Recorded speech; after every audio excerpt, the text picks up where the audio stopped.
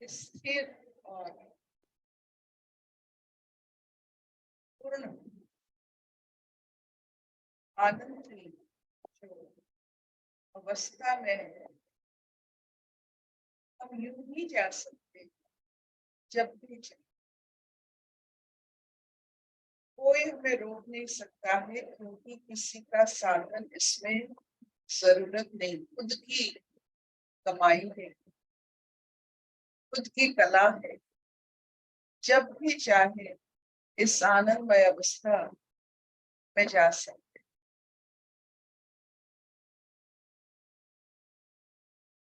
फिर सुनते हैं केनोपनिषद की चतुर्थ श्लोक का स्वागता जी से।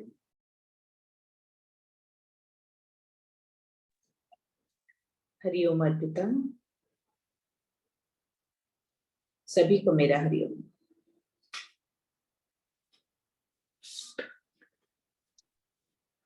चतुर्थ श्लोक शुरू करते हैं केनोपनिषद का प्रथम अध्याय से। ब्रह्म वागादि से अतीत और अनुपास्य है। यद्वचा अनुभ्युदितं येन वाग अभ्युद्यते तदेव ब्रह्म त्वं विद्धि नेदं यदिदं उपासते। जो ब्रह्म वाणी द्वारा प्रकाशित नहीं हो सकता, अपितु जिसकी शक्ति से वाणी बोलती है, उसी को तुम्हें ब्रह्म समझना चाहिए। तर्क द्वारा जिसे सिद्ध किया जाता है अथवा जिसकी उपासना की जाती है, वो ब्रह्म नहीं है, क्योंकि तर्क की शक्ति तो चक्षु और बुद्धि तक ही सीमित है। जो वस्तु बुद्धि की समझ से भी परे है, वहां तर्क क्या करेगा? वाणी प्रत्येक दृश्य और परिचित्र वस्तु का वर्णन कर सकती है, परंतु ब्रह्म ने न परिचिन्न है न साकार है। फिर वाणी किसका निर्देश करे? इसलिए ब्रह्म वही है जिसने वाणी की रचना की है, किंतु वाणी उसे कह नहीं सकती। क्या मन से उसका मनन नहीं किया जा सकता? उत्तर है नहीं। हरिओम।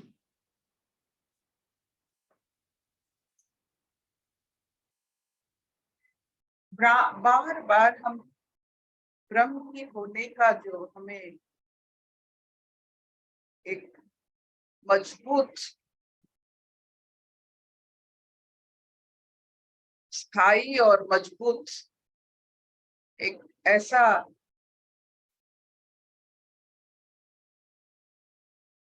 सोच दिया जा रहा है, एक ऐसा कोई चीज तो नहीं कह सकेंगे, ऐसा कोई सूक्ष्म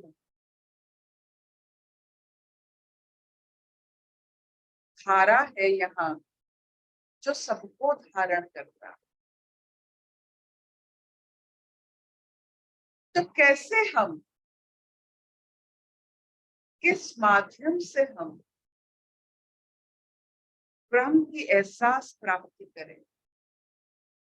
ब्रह्म होने का हमारे ऊपर हर मुहूर्त हमारे ऊपर ये कृपा रहे कि अंदर बाहर चारों तरफ का आधार ब्रह्म है। ब्रह्म से हमारा नाता है और किसी से नहीं। We are only accountable to Brahma, no one else. यहाँ तक कैसे पहुंचे? अपने अकाउंटेबिलिटी, अपने मन की, अपनी इंद्रियों की, अपनी बुद्धि की अकाउंटेबिलिटी हम ब्रह्म से कैसे जोड़े? तर्क वितर्क से तो वहां पहुंच नहीं सकते हैं। तर्क वितर्क से ही केवल हम बुद्धि तक पहुंच सकते हैं। जो इंसान बुद्धिमान है वो सिर्फ तर्क करते हैं। जो ब्रह्म ज्ञानी है वो बुद्धि को बहुत ही स्वल्प नजर में देखते हैं, जरूरत ही नहीं पड़ती। बुद्धि की जरूरत किसको पड़ती है? जहां मन की आंदोलन चल रहा है तो मन की आंदोलन को स्थगित करने के लिए, निर्णय लेने के लिए बुद्धि की जरूरत पड़ती है। जिसका मन साझा है उसका बुद्धि की जरूरत ही नहीं।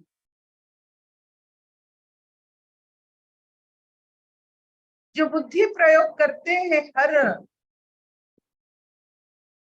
समय, इसका मतलब उनका मन व्याकुल, उनके मन में महाभारत युद्ध चल रहा। नहीं तो बुद्धि की क्या जरूरत है? तो एक प्राणी, एक इंसान जो ब्रह्म को साक्षी रूप से वर्ण करता, मेरा सब कुछ है, मेरा तुझसे ही नाता है और मेरा सब कुछ आचरण विचार जो भी कर्म जो भी है तुझसे ही शुरू, तुझसे ही खत्म। इस बीच में देयर इज नो ब्रोकर।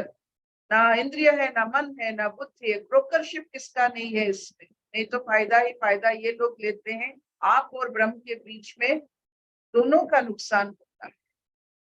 ब्रह्म भी आबाद हो जाती है आपको पाकर, आप भी आबाद हो जाते हैं ब्रह्म को पाकर। बीच में ये जो तीन ब्रोकर्स हैं, इंद्रिया, मन और बुद्धि, ये बीच में आ गए तो आपका नुकसान होता है।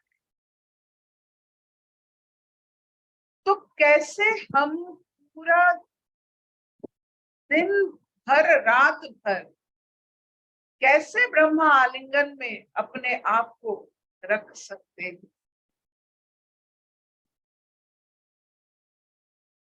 जब हम सांसों को लेते हैं, सांसों को छोड़ते हैं, इस सूक्ष्म कला को, सूक्ष्म कौशल को जब हम करते हैं तो थोड़ी बहुत हम में सूक्ष्मता आती है।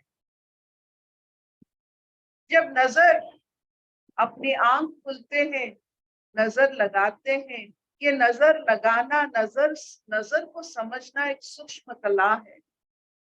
जब आप कोई भी खाद्य को बड़े स्पृहा से, बड़े आनंद से, बड़े भाग्य से, बड़े आदर से उसे अनुभव करते हो, उसको रस लेते हो और उस रस में आप ब्रह्म की, ईश्वर की सत्ता को अनुभव करते हो, तो मानो आपकी पंच इंद्रिय ब्रह्म को समझने में काफी हद तक कामयाब हो रहे हैं।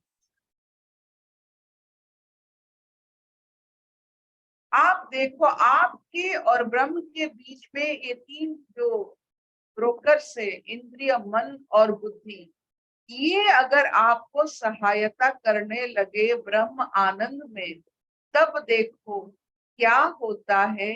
इस तीनों की वजह से आप में विक्षिप्त भाव नहीं जागरण होता है। ये विक्षिप्त भाव क्या है? एक को अनेक करके वर्णन करना और मन इसी का लाभ उठाता है। ये अनेक जो इंद्रिय कर लेते हैं, इसी का लाभ उठाता है मन, और मन के होने का एहसास वही देता है, क्योंकि ये अनेक भाव में आपका मन आंदोलित होता है, युद्ध होता है, और बुद्धि का उस समय आप व्यवहार करते हो। इसीलिए बुद्धि को आप बिना कारण, बिना वजह इतने बड़े ओहदे पर रखे, जरूरत ही नहीं होता है बुद्धि का। जब आपकी हर इंद्रिय आपको ब्रह्म एहसास देने लगे, मन और बुद्धि की जरूरत नहीं पड़ेगा, युद्ध ही नहीं। मन युद्ध रचाता है, बुद्धि निर्णय करता है, और इंद्रियों इन युद्ध के लिए आपको सामग्री देते हैं। इंद्रियों ने सामग्री दिया, मन युद्ध किया, और जीत हार बुद्धि अभी करने वाला है। तो ये कैसा समय हम बिता रहे हैं, कैसा समय हम बिता रहे हैं कि इंद्रियों के कारण मन प्रकट होता है, मन प्रकट होने से बुद्धि का होने का एहसास होता है, और हम ब्रह्म से दूर हो जाते हैं। अपने आप को बुद्धिमान मान के ब्रह्म को हम देखने की कोशिश नहीं करते कि बुद्धि में ही अहंकार रहता है। इस अहंकार को जब हम प्राप्ति कर लेते हैं तो ईश्वर से भी लड़ लेते हैं कि ईश्वर तू बड़ा है या मैं बड़ा।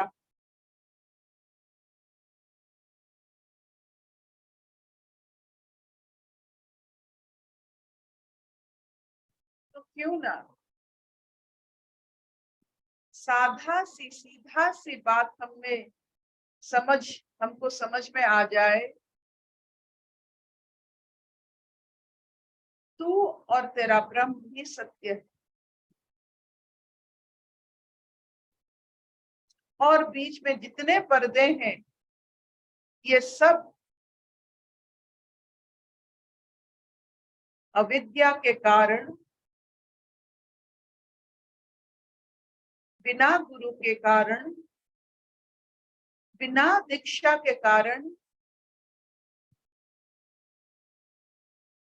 ये इतने सारे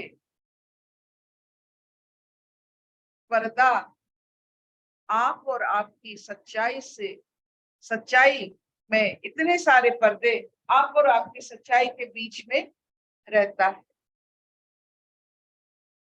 आप देखो, आत्मा और ब्रह्म में अगर कोई भी पर्दा ना रहे, ना मन रहे, ना बुद्धि रहे, ना आपकी इंद्रियां रहे, तो कैसा अवस्था होता है।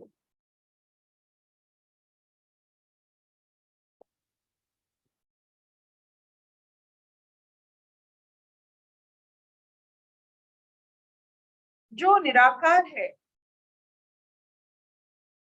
वो स्थिर, मौन, गंभीर तथा अचल है, और ये जीव बड़ा चंचल है।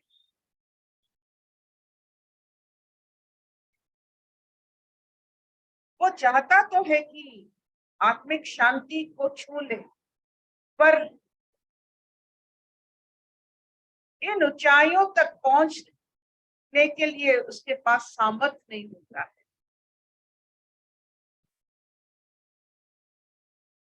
इसीलिए जो सत स्वरूप निराकार है वो समय समय पर साकार रूप धारण करते हैं।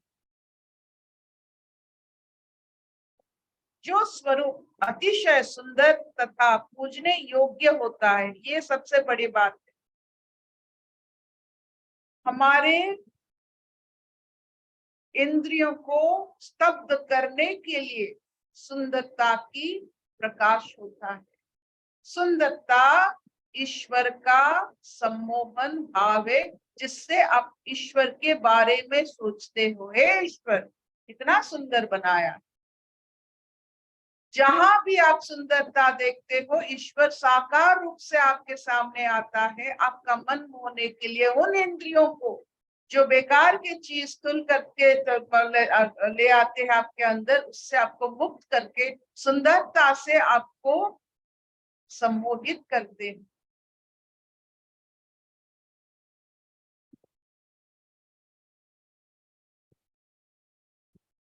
ये सबसे बड़ा होमवर्क है कि सुंदरता ही ईश्वर का आकार स्वरूप है।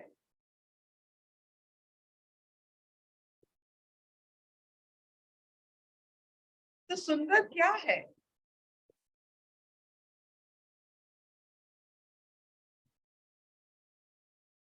कौन सुंदर है?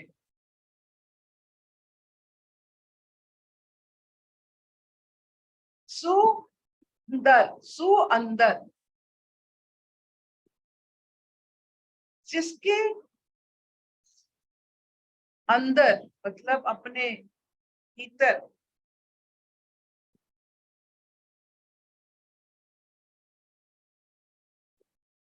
ईश्वर जैसा स्थिरता, गंभीरता, सरलता, ये सब जहां होता है आपको वही चीज सुंदर लगता है।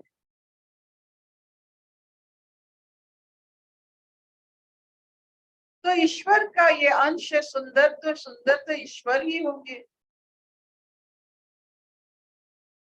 जैसे आपने भरा हुआ एक पेड़ देख लिया,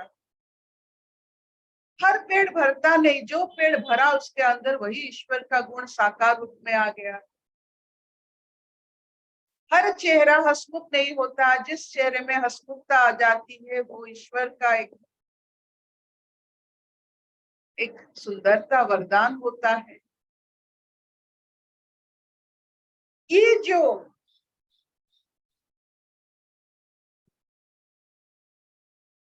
आप और आपके ब्रह्म और इसके बीच में जितने सारे ब्रोकर्स हैं, आप अगर उनको समझ ले,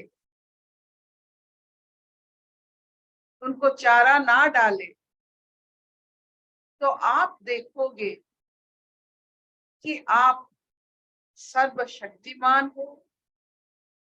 कभी आपको अवसाद, निष्क्रियता अनुभव नहीं होता। जिसका अनुभव में निष्क्रियता,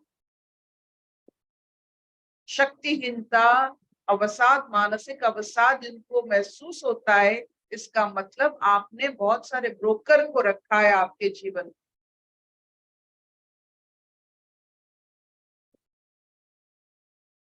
इतना चलेगा?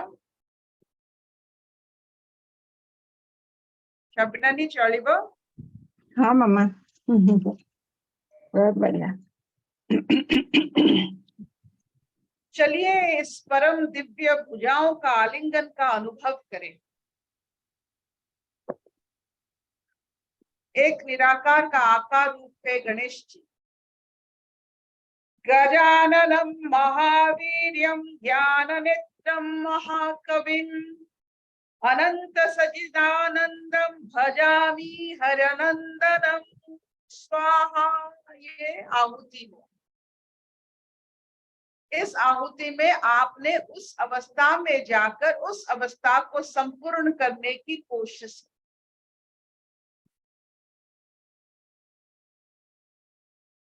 यस्य स्मरण मात्रेण जन्म संसार बंधनात् विमुच्यते नमस्तस्मै विष्णवे प्रभु विष्णवे। हे सबका ध्यान रखने वाले विष्णु भगवान, आपका चिंतन करते ही आप हमारे सारे बंधन ढीले हो जाते, जो फिर आसानी से खुल जाता है। हम पुनः पुनः आपको प्रणाम करते। देखिए कितने सुंदर भाव से ये ब्रोकरशिप को बंद किया गया है। जब आप और विष्णु की बात हो रही है, इस मंत्रों के कारण, इस साकार वाक्य के कारण, ये वाणी नहीं है, ये साकार अक्षर है। जिसका क्षय नहीं होता है वही अक्षर होता है। ओम नमः शिवाय, शिवाय नमः। हे शंकर भगवान, ध्यान तथा योग के महान दाता, हम आपसे योग लगाते हैं, क्योंकि आपके द्वारा ही तो हम अपने आप से योग लगा पाएंगे। योगेश्वर से योग सीखते हैं, इसीलिए शिव जी को आवाहन करके अपना खुद की स्वरूप से परम स्वरूप की ध्यान लगाने की कोशिश करते हैं। नो ब्रोकर्स, इसमें कहाँ आएंगे इंद्रिय, कहाँ आएंगे मन? आप और शिव के बीच में मन कहाँ है? योगेश्वर है वो, आपकी गुरु है वो।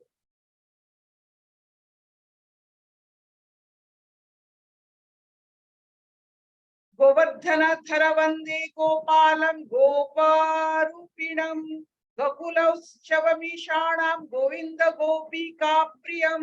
हे बांसुरी, देखिए हम किसको अभी अपना साथ जोड़ रहे हैं। हे बांसुरी बजाए गोवर्धनधारी, अपनी छोटी उंगली पर आप हमारे दुखों का पहाड़ उठा लेते हैं। आप हमारे बोझ से हमें मुक्त कर देते हैं। वो पहाड़ जब छोटी उंगली पर उठाते हैं तो हम बोझ से मुक्त हो जाते हैं। जहां भी आप होते हैं वहां महोत्सव होता है, बड़ी उमंग होती है। हम भी आपकी मधुर रागिणी पर नृत्य करते हैं। अहो आनंद। तो आपकी और आपके बीच में क्या हो सकता है? और मन रूपी मंथन में हम कैसे घुस जाते हैं? हर समय समंदर मंथन होता रहता है और बुद्धि बड़ा निर्णय कारक बनकर अपने आप को बहुत महत्व देकर अहंकार रचना करने बैठ जाता है। श्री रामचंद्र चरणै नमसा स्मरामि मनसा स्मरामि, श्री रामचंद्र चरणो वचसा गृणामि, श्री रामचंद्र चरणो शिरसा नमामि, श्री रामचंद्र चरणो शरणम प्रपद्ये। देखिए ये मंत्रों से, इन श्लोकों से आप कहां तक पहुंच सकते हैं, जहां आपकी इंद्रियों और मन और बुद्धि की जरूरत नहीं पड़ती। यही होता है हमारे भारतीय सनातनी विज्ञान, जो अपने स्वरूप को परम स्वरूप से मिलाता है, विच्छिन्न नहीं करता है, अलग नहीं करता है, मिला देता है, खुला देता है, व्याप्त बड़ा बना देता है। बड़ा बनाने के लिए हमें कोई औधे पौधे की जरूरत नहीं होता है। बस छूटा मन से, छूटा प्रबुद्धि से, छूटा इंद्रियों से हम बड़े बन जाते हैं। शब्दानी चलिब।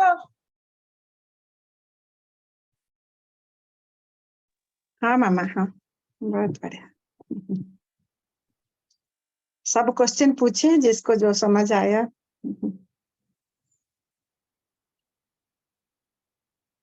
तो क्या हो सकता है, क्या हो रहा है? हर मुहूर्त कैसे हम, क्या मिल सकता है? मतलब आपने एक मुहूर्त गवाया तो अपने परमात्मा को गवाया। इसीलिए मुहूर्त का मान है, इसीलिए मुहूर्त को हम जानते हैं। नहीं तो क्या फर्क पड़ता है दिन और रात में, अगर इसमें मुहूर्त नहीं होता। परमात्मा से मिलने की आशा नहीं। क्या होगा समय आपका? क्या करोगे? बुद्धि तक पहुंचोगे? जाओ अहंकार बनाओ। और अहंकार का जितना भी आप अहंकार बनाओ, अहंकार से कभी किसी का घर नहीं बनता है। वो जैसे जो टर्माइट्स होते हैं, टर्माइट्स क्या? दीमक। दीमक। दीमक का घर में, दीमक जैसे घर बनाता है, वो भी घर बनाता है। उसमें सांप बिच्छू रहते हैं, डसने वाले रहते हैं। तो ये दीमक का घर जो है, बुद्धि जो बनाता है, वो सांप बिच्छू को आश्रय देता है, कभी खरगोश को नहीं। बुद्धि कभी गोबरता को आश्रय नहीं दे सकता है। वो दसने वाले, बुद्धि हर समय दसता है। हम बुद्धि को प्रयोग करते हैं, लेकिन हम नहीं जानते हैं कि वो दसने वाला होता है। बुद्धि कभी किसी का भला नहीं कर सकता है, किसी का नहीं। क्योंकि द्वंद्व में, दो द्वंद्व के बीच में वो एक को निर्णय करना पड़ता है। और जहां द्वंद्व ही नहीं रहता है, वो अवस्था अच्छा है या द्वंद्व करो, उस पे फिर निर्णय लो।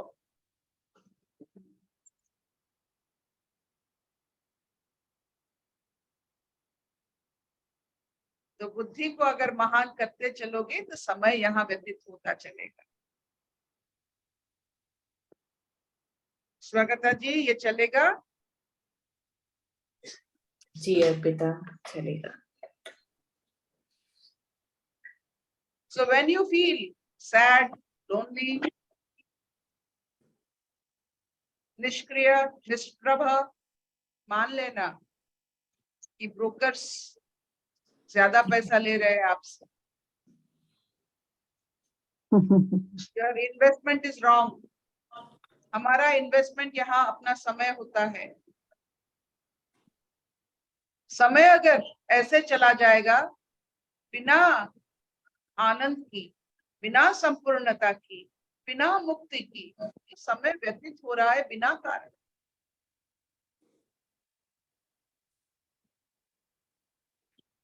Bye bye. Thank you, Mama. Thank you. Bye bye.